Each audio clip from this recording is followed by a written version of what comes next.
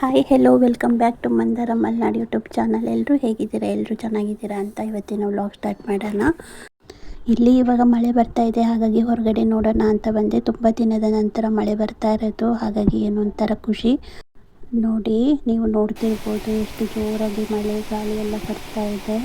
ಮನೆ ಕೆಲಸ ಎಲ್ಲ ಮಾಡಿದ್ದೀನಿ. ಬನ್ನಿ ಇವಾಗ ತಿಂಡಿ ಮಾಡಬೇಕು. ಇವತ್ತು ತಿಂಡಿ ದೋಸೆ ಮಾಡಬೇಕು ಅಂದ್ಕೊಂಡಿದ್ದೀನಿ. ನಾನಿಲ್ಲಿ ದೋಸೆ ಮಾಡ್ತಾ ಇದ್ದೀನಿ. ನೋಡಿ, ನಮ್ಮ ಕಡೆ ಇದನ್ನು ಹಂಚಿನ ದೋಸೆ ಅಂತಾರೆ, ಇಲ್ಲೇನಂತಾರೋ ಗೊತ್ತಿಲ್ಲ. ಈ ದೋಸೆನ ಹಂಚಿನ ಕಾವಲಿಯಲ್ಲಿ ಮಾಡ್ತಾರೆ, ಆದರೆ ನನ್ನ ಹತ್ರ ಹಂಚಿನ ಕಾವಲಿ ಇಲ್ಲ, ಹಾಗಾಗಿ ಕಬ್ಬಿಣದ ಕಾವಲಿಯಲ್ಲೇ ಮಾಡ್ತಾಯಿದ್ದೀನಿ. ತುಂಬ ಚೆನ್ನಾಗಿ ಬರುತ್ತೆ. ನಮಗೆಲ್ಲ ತುಂಬ ಇಷ್ಟ, ನಮ್ಮ ಮನೇಲೆಲ್ಲರಿಗೂ. ನಾನಿಲ್ಲಿ ಕಾಳುಮೆಣಸು ಊರಿಂದ ತಂದಿದ್ದೆ. ಕಾಳುಮೆಣಸು ಪೌಡ್ರು ಖಾಲಿಯಾಗಿತ್ತು, ಹಾಗಾಗಿ ಅದನ್ನು ಹುರಿದ್ಬಿಟ್ಟು ಪೌಡ್ರು ಮಾಡ್ಕೋಬೇಕಿತ್ತು. ಪೌಡ್ರೆಲ್ಲ ಖಾಲಿಯಾಗಿತ್ತು. ಬನ್ನಿ ಪೌಡ್ರು ಮಾಡೋಣ.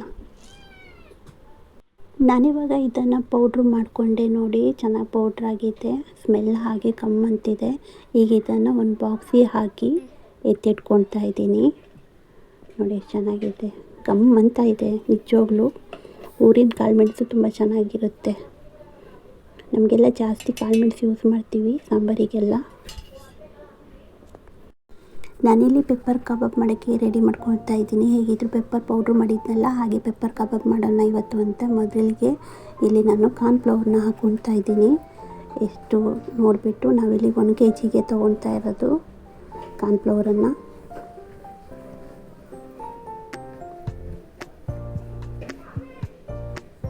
ಎಷ್ಟು ಬೇಕು ನಿಮಗೆ ನೋಡಿ ಹಾಕ್ಕೊಳ್ಳಿ. ನಂತರ ನಾನಿಲ್ಲಿ ಅರಿಶಿನ ಹಾಕ್ಕೊಳ್ತಾ ಇದ್ದೀನಿ.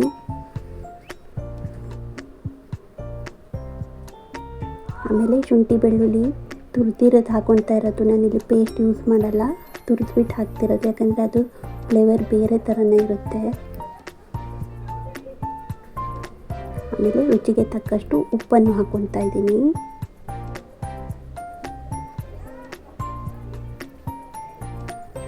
ಇಲ್ಲಿ ನಾನು ಪೆಪ್ಪರ್ ಪೌಡರ್ನ ಯೂಸ್ ಮಾಡ್ಕೊತಾ ಇದ್ದೀನಿ. ನಾನು ಸ್ವಲ್ಪ ಜಾಸ್ತಿ ಯೂಸ್ ಮಾಡ್ತಾಯಿದ್ದೀನಿ. ನಿಮಗೆ ಎಷ್ಟು ಬೇಕೋ ಅಷ್ಟು ನೋಡಿ ಪೆಪ್ಪರ್ನ ಯೂಸ್ ಮಾಡ್ಕೊಳ್ಳಿ. ನಾನಿಲ್ಲಿ ಯಾವುದೇ ಖಾರದ ಪುಡಿ ಯೂಸ್ ಮಾಡ್ತಾ ಇಲ್ಲ. ಎಷ್ಟು ಬೇಕೋ ಅಷ್ಟು ನೋಡಿ ಹಾಕ್ಕೊಳ್ಳಿ ನೀವು ಕೂಡ. ನಾನು ಹಾಗೆ ಸ್ವಲ್ಪ ವೆನಿಗರ್ ಹಾಕ್ಕೊತಾ ಇದ್ದೀನಿ. ಚೆನ್ನಾಗಿ ಮಿಕ್ಸಪ್ ಮಾಡ್ಕೊಳ್ಳಿ ಚೆನ್ನಾಗಿ. ಆಮೇಲೆ ಮಿಕ್ಸಪ್ ಮಾಡಿದ ನಂತರ ತೊಳೆದಿಟ್ಕೊಂಡಿರೋ ಚಿಕನ್ನು ಕೂಡ ಅದರಲ್ಲಿ ಹಾಕಿ ಮಿಕ್ಸಪ್ ಮಾಡ್ಕೊಳ್ಳಿ. ನೋಡ್ಬೋದು ನೀವು, ನಾವಿಲ್ಲಿ ಮಿಕ್ಸಪ್ ಚೆನ್ನಾಗಿ ಮಾಡ್ಕೊಂಡಿದ್ದೀವಿ. ಹಾಗೆ ಸ್ವಲ್ಪ ಕರಿಬೇವು ಸೊಪ್ಪನ್ನು ಹಾಕ್ಕೊಳ್ತಾ ಇದ್ದೀನಿ. ಮತ್ತು ಅದನ್ನು ಮಿಕ್ಸಪ್ ಮಾಡ್ಕೊಳ್ತಾ ಇದ್ದೀವಿ.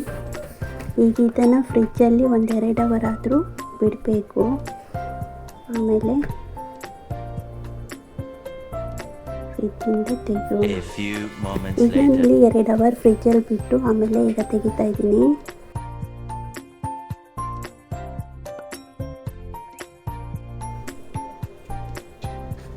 ಇಲ್ಲಿ ನೋಡಿ, ಇಲ್ಲಿ ನನ್ನ ಮಗ ಓದ್ಕೊ ಅಂತ ಹೇಳಿದರೆ ಬೆಕ್ಕಿನ ಮರಿ ಜೊತೆ ಆಟ ಆಡ್ತಾ ಕೂತ್ಕೊಂಡಿದ್ದಾನೆ.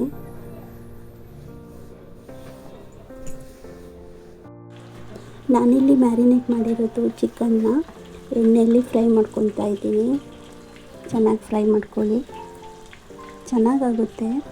ನೀವು ಟ್ರೈ ಮಾಡಿ ಒಂದು ಸತಿ.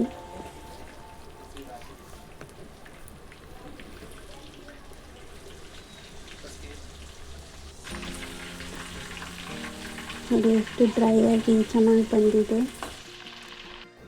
ನೋಡ್ಬೋದು ನೀವು ಪೆಪ್ಪರ್ ಕಬಾಬ್ ಎಷ್ಟು ಚೆನ್ನಾಗಿ ಬಂದಿದೆ. ನಿಮಗೇನಾದ್ರು ಇಷ್ಟ ಆದರೆ ನೀವು ಮಾಡಿ.